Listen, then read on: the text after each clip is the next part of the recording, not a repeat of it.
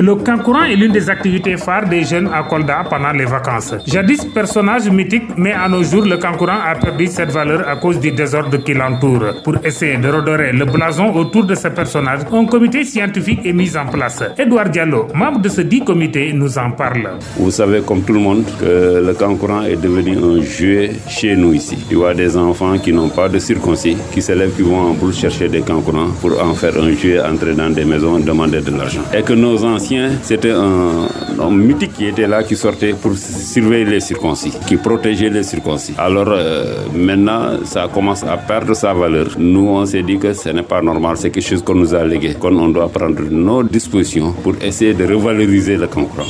Ce comité scientifique, qui est en partenariat avec l'autorité administrative, a formellement interdit la sortie du kankourang à Kolda sans autorisation.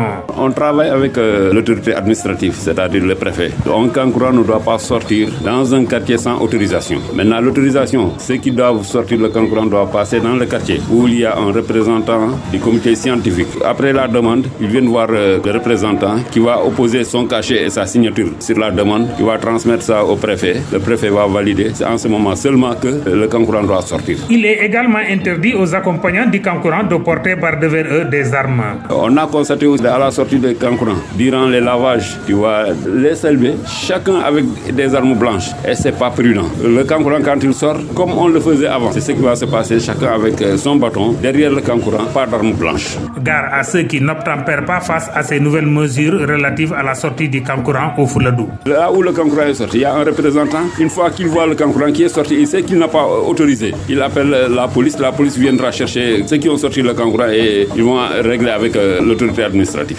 Des émissions radiophoniques de sensibilisation ont été organisées dans toutes les stations radio de la place, une manière de mieux vulgariser le message. Et il y a eu des invitations dans les différentes radios de la commune pour sensibiliser les populations. Il reste à revoir l'heure de départ pour aller au lieu du lavage qui pourrait être entre 8h et 9h et un itinéraire sera indiqué au kankourang et sa suite.